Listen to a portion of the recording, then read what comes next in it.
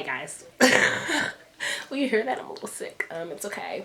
Winter time, you know how it goes. I am so very excited to be back with you all today. It is January 1st, 2020, okay? And today we are reading, resourcing, and reviewing Big Magic by Elizabeth Gilbert. You all are going to be so excited to hear about this review, and I am so excited to get into it. So we are getting into Big Magic by Elizabeth Gilbert. I first found out about Big Magic because I was surfing the web for books for artists, books for creatives. I'm in the process of writing my own book, and I got to a place in my writing where I was stuck and I was feeling a little, not hopeless, but not energized about my passion, about my work, about, you know, what I was putting out and what I was creating. And the universe led me to Big Magic. And can I tell you that this book is truly Big Magic.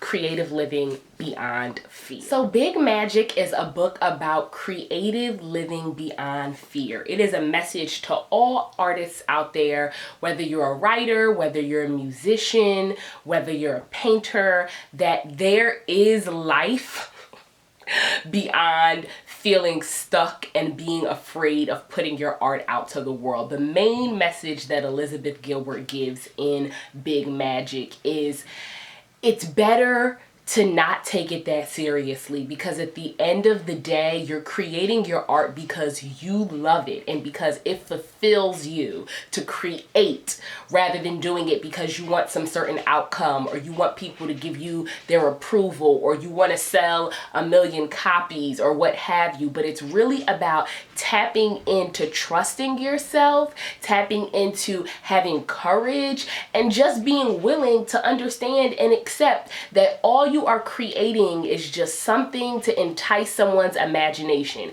And it's not life or death.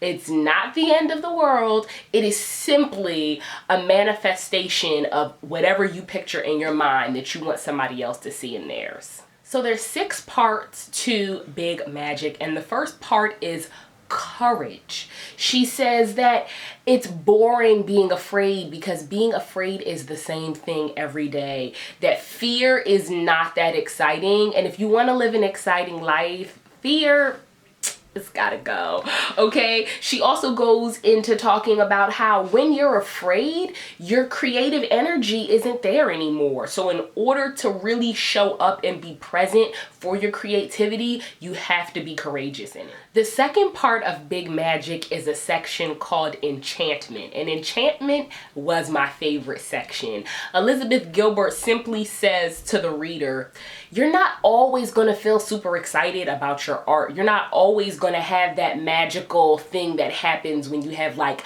5 or 10 or 15 minutes of being super creative and you're just in the zone, or you're painting or you're writing and you feel so alive. But that when those moments come, you have to appreciate them because they are few and far between. And if you really want to get comfortable being an artist and you really want to be firm in your creative process, you have to do the work even when you don't feel the flutters, even when you don't feel the excitement, even when you're tired and you feel like you have nothing left to give to it. But a huge part of being creative and being committed to living a creative life is understanding that you have been lucky, you have been blessed to receive whatever moment of inspiration comes into your life, and that really you owe it to your art. It doesn't owe it to you for you to be firm and for you to be consistent in showing up for it, because all your art is a playground, is a field for you to dance in and run through,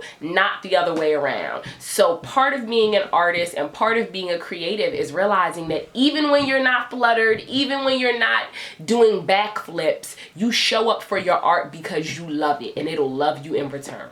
The book goes on to include sections called Permission and Persistence, which are really just saying that nobody has given you permission to do anything, and nobody is going to give you permission. She has this section in here when she talks about how you think everybody is looking at you and they care if you put it out on time and they care what you're creating, and they're so wrapped up in what you're doing, but they're really not, because they're wrapped up in themselves. And when you realize that the only person that you're really doing it for you at the end of the day is you free yourself of so much pressure and mental and spiritual tension, because you realize that you're doing it to make yourself happy and not anybody else. And when I tell you, child, that was a word. That was a word. Big magic, okay? Because reading that, I was just like, oh, wait, that's right. I'm doing this for me. I'm not doing this because I want to change the world. I'm doing this because I want to prove to myself that I can do it. And I want to prove to myself that I love my work so much that I will see it through, that I will see it to the end, that I will show up for it day after day, that I will be committed to it no matter what happens. And that in itself is like, what? Is there anything more magical in creativity than that? I'll wait. I don't have a watch on, but you know. I love the overall tone of the book. Elizabeth Gilbert is giving it to you raw. She's giving it to you straightforward. This is actually my first Elizabeth Gilbert read. I've heard about her work in the past, and I know she's a phenomenal writer, but actually getting to experience her writing was phenomenal. With every page, I was like, she knows my life. She's looking at my life through her own spiritual divine centeredness, and she's giving me what she has to give me because she knows that I need it, okay? And that was really the experience of reading Big Magic for me.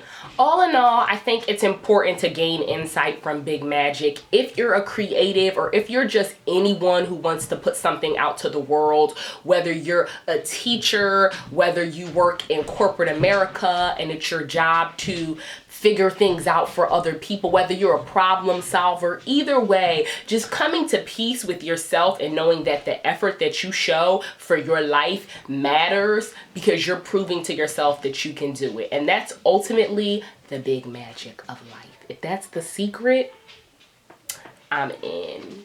I got the word, and I am alive and ready to create, just freely knowing that I'm proud of myself and that I'm happy that I have the opportunity to conjure up ideas and thoughts and revelations about life, and that I can share them with people. I got my copy of Big Magic on Amazon.com. You can get yours there too, or at your local library. I don't know if you do the library. I'm a library girl myself, but yes, shout out to Big Magic, Creative Living Beyond Fear. I recommend this to anybody. Start your year off early reading Big Magic, and you will have a powerful 2020, okay? Or just a powerful life in general.